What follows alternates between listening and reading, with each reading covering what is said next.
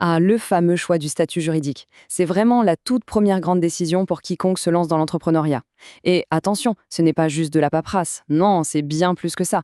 C'est la colonne vertébrale de votre future entreprise, la fondation sur laquelle tout le reste va se construire.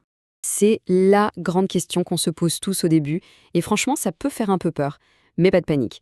L'idée ici, c'est justement de donner une sorte de boussole, un guide clair pour s'y retrouver dans toutes ces options.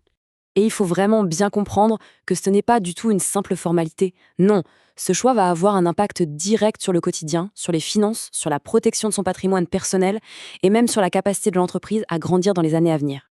Alors, pourquoi est-ce que c'est si important au fond? C'est assez simple en fait. Le statut juridique, c'est comme le contrat qui définit les règles du jeu, pour soi-même, pour ses éventuels associés et pour tous les partenaires à venir. Concrètement, ça touche à tout. D'abord, la responsabilité. Est-ce que son patrimoine personnel est en danger si ça tourne mal? Ensuite, le portefeuille. Combien d'impôts et de cotisations va devoir payer? Forcément, il y a aussi la gestion de tous les jours, avec plus ou moins de paperasse. Et enfin, la vision à long terme. Ce choix peut ouvrir des portes pour trouver des financements ou les fermer. Bon, pour faire le bon choix, il ne faut pas y aller au hasard. Il faut une méthode, une vraie boussole. Le statut doit coller parfaitement à la réalité de son projet en se basant sur des critères bien objectifs.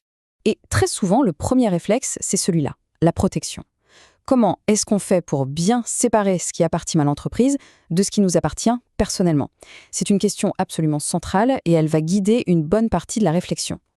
Allez, on rentre dans le vif du sujet. Pour trouver le statut parfait, il y a 6 questions clés à se poser. Chaque réponse va nous permettre d'affiner le choix, un peu comme un entonnoir. Voyons ensemble cette checklist stratégique. La toute première question, c'est la plus simple, mais elle est décisive. Est-ce qu'on se lance dans une aventure en solo ou est-ce une épopée collective? La réponse va tout de suite nous orienter vers deux grandes familles de statuts.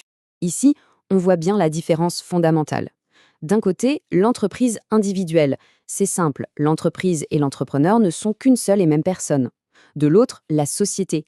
Là, on crée une nouvelle personne qu'on appelle personne morale, avec son propre nom, son propre patrimoine. C'est une entité bien distincte. Imaginons un cas de figure hyper courant. On a une idée, on veut la tester, voir si ça prend, mais sans se lancer dans des démarches hyper complexes et coûteuses. Quelle est la meilleure approche? Eh bien, la réponse est souvent la même, la micro-entreprise.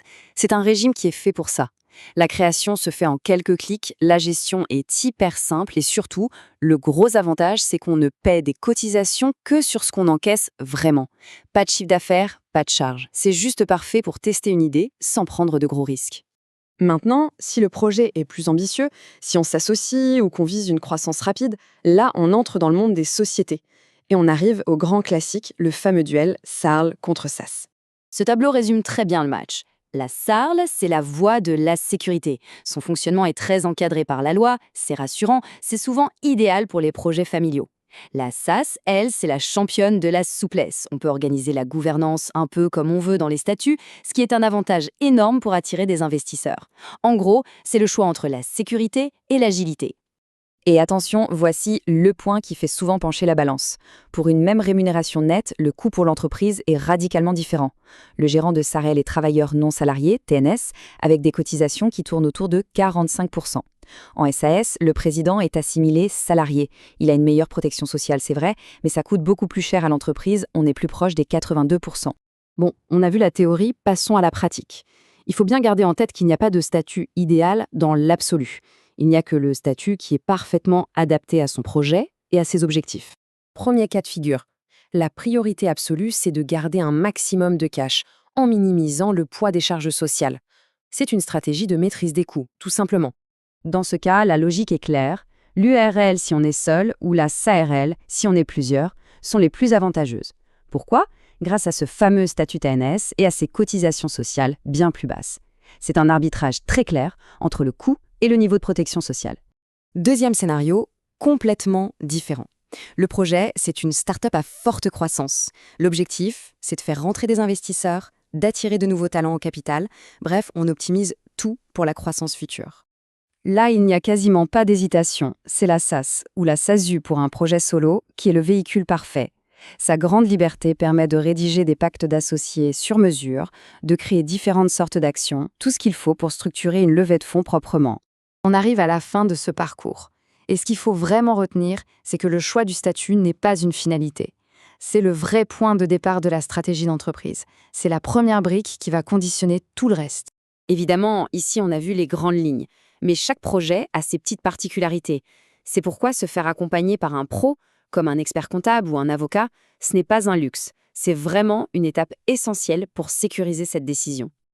En résumé, le processus est assez simple. On part de ses propres besoins pour trouver la bonne structure, on utilise des outils comme des checklists pour ne rien oublier, et surtout, on fait valider le tout par un expert. C'est la meilleure garantie pour démarrer sereinement. Et juste une dernière pensée pour la route. Et si on arrêtait de voir ce choix comme une contrainte administrative? Et si on le voyait plutôt comme le tout premier levier stratégique de son projet? Parce qu'un statut bien choisi, ça peut devenir un puissant accélérateur de croissance. Merci beaucoup d'avoir suivi cette présentation.